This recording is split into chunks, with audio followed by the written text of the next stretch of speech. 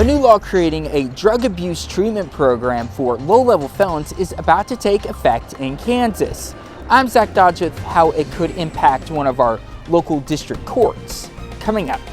The Purcell, Missouri mayor uncovers alleged crimes committed by the former mayor pro tem. The 4 states' most watched news starts now. A St. Louis man gets federal prison time for shooting a Jasper County Sheriff's deputy. This is KOAM News at 6. A federal judge today sentenced 47-year-old E.F. Fitzpatrick to 25 years in federal prison without the chance of parole. Pled guilty in June of last year. Fitzpatrick was sentenced as a career offender due to his prior felony convictions.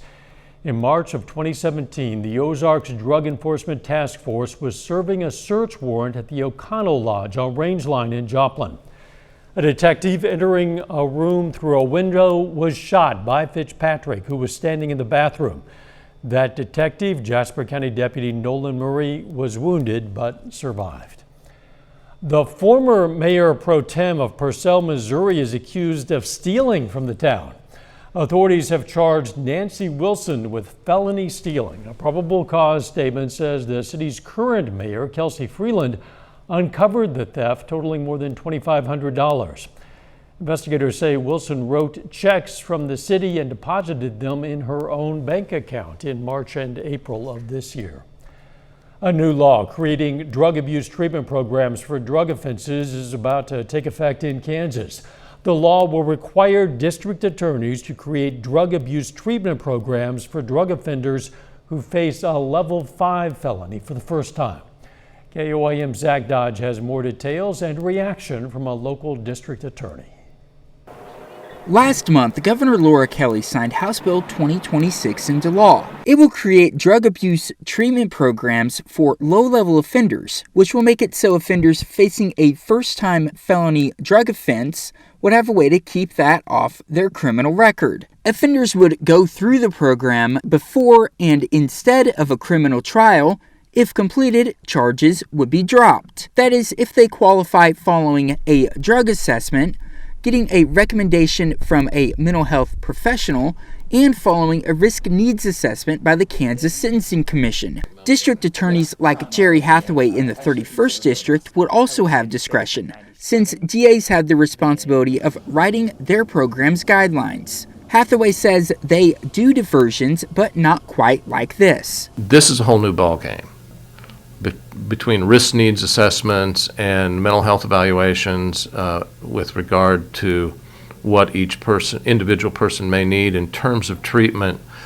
We have those things in place in general. I think it's just going to be a matter of time, really, for us to sit down and go, okay, how are we going to implement this new law within our diversion program? The 31st District already has a drug court program, which is much different from the new law.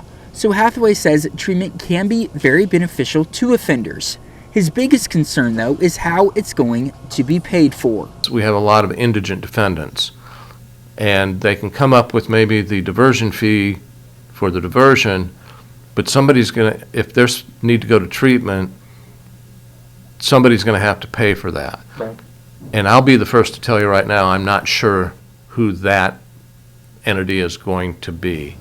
So that's going to be the biggest hurdle, I think, in implementation of this new law. And the clock is ticking since it takes effect on July 1st. In Iola, Zach Dodge, KOAM News. Later tonight, we're going to have more discussion from Hathaway and thoughts from the Allen County Sheriff on our website. That's KOAMnewsnow.com. Nick Kelly, nice to see a bit of sunshine and warmer temperatures out there. It's been a long time since we've been able to say that, Dow, and even on the day when I was anticipating at least some rain chances, fortunately most of us have stayed dry, and after a mostly cloudy start, like you said, Dow, nice to have this partly sunny shot looking north along Rangeline. Most of the radar network has us dry across the region, but I have been keeping an eye ever since the start of this evening on a few quick showers between Cedarvale and Sedan and a few little sprinkles around, let's say, Republic over to Marionville in our far southeastern counties. Overall, though, our main upper low still spinning across the Missouri-Iowa line, so that is keeping some cloud cover in here this evening, but so far temperatures a lot better than yesterday for sure. Upper 60s to almost upper 70s as you work from east to west. As long as that system's still around, I'm not going to rule out a random shower for the next few hours, but through the overnight, we'll be dry, maybe some patchy fog by morning, but another chilly start down with lows back in the 50s, but we're looking a lot better to get this weekend underway. Forecast here in a bit. All right, see you in a few. Thanks, Nick. The state of Kansas reports an increase in the numbers of abortions. Officials say it's due to women crossing state lines to get the procedure done.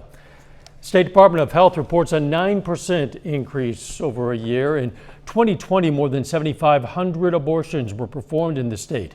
In 2019, that number was just over 6,900. Officials say the increase is due to women from Oklahoma and Texas coming to the state to get abortions. In 2020, 566 women crossed state lines for an abortion in Kansas, and in 2019, that number was 110. The 9.1% jump in abortions was the largest annual increase since at least 1995. That's when the state began requiring all healthcare providers to report any abortions they performed.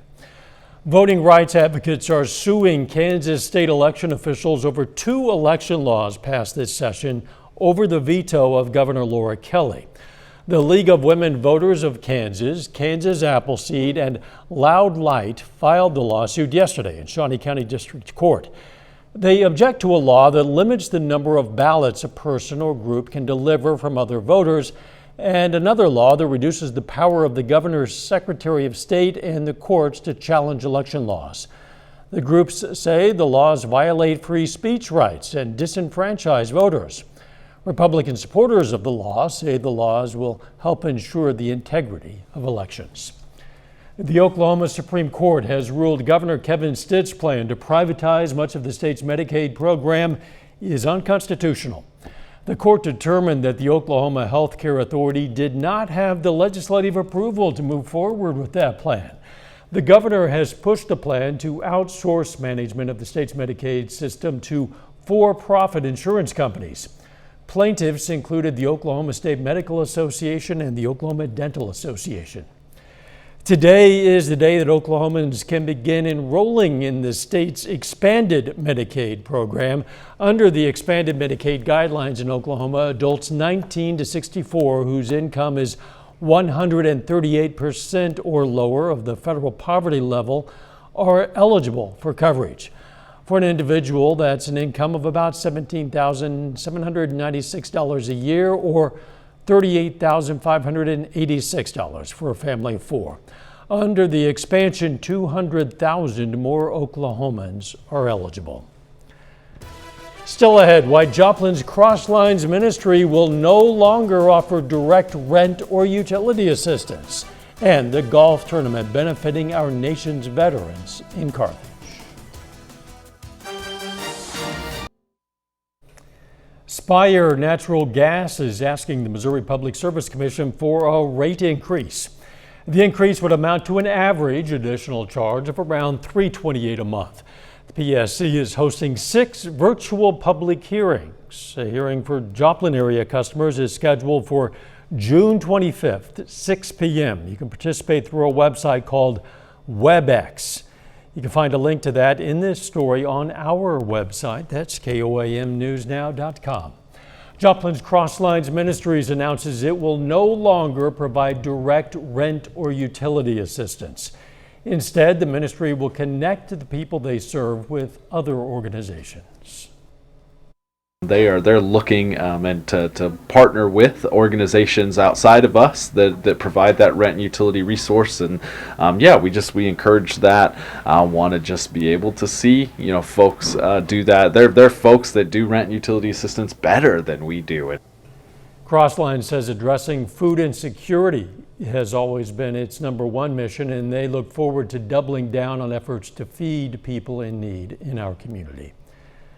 The Carthage Municipal Golf Course today was the site of a golf tournament benefiting Charlie 22 Outdoors. The tournament featured 30 teams with at least 1 veteran playing on each team. It's been a great event. I'm shocked that we got it in with all the weather we've had in the last week, but it's been a good day, nice cool day, lots of good fun, and everybody seems to have enjoyed themselves tremendously. So. Charlie 22 Outdoors is a nonprofit organization with a mission of providing outdoor activities for our nation's veterans. Later, some Kansas City faith leaders are frustrated with the investigation of the police shooting of a black man at a gas station last year. Plus, finally, a few days to dry out and warm things up as we get into the weekend. Forecast up next.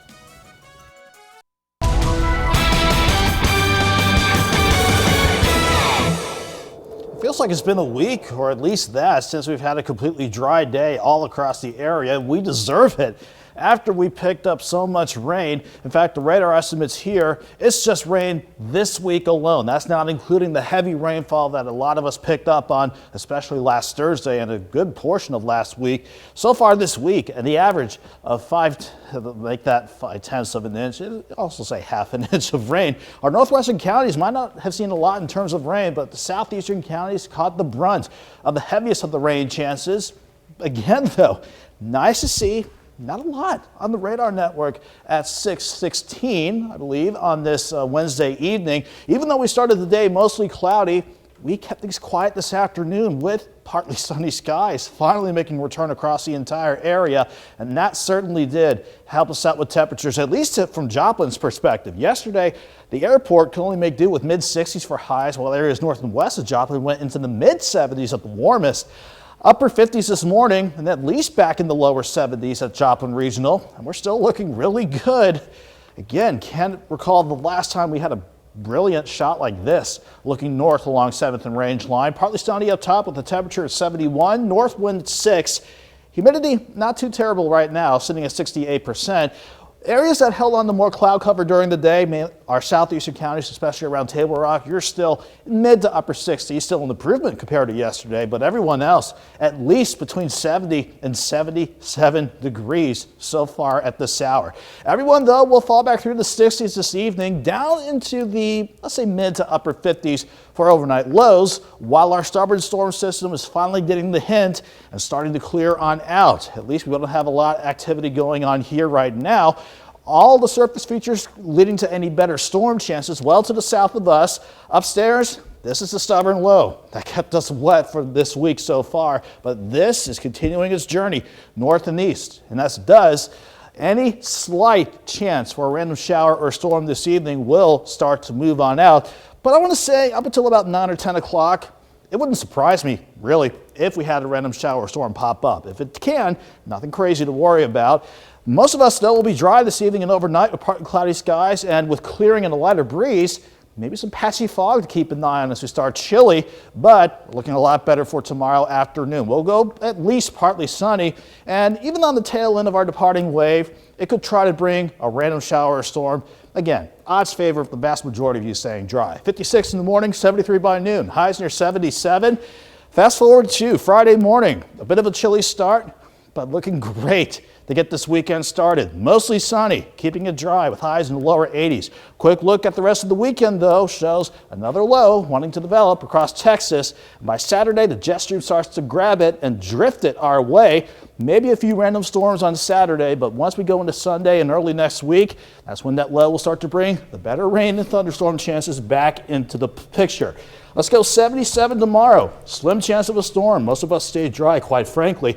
81, mostly sunny, dry, thankfully, on Friday. 82 Saturday, and despite the rain chances next week, Dell, we'll keep things warm around here. Yeah, be pretty comfortable overall. Yeah. Thanks, Nick. Still ahead, frustration in Kansas City.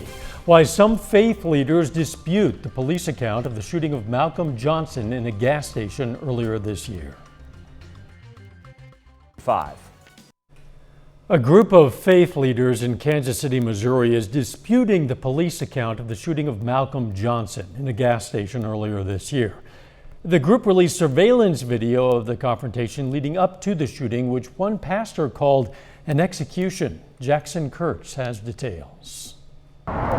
Tonight, frustration from Kansas City faith leaders. The way this young man was treated was execution. I'm sticking with my word. After clergy members released a new video showing the confrontation between Kansas City police officers and Malcolm Johnson, who officers shot and killed in March. This really was a murder.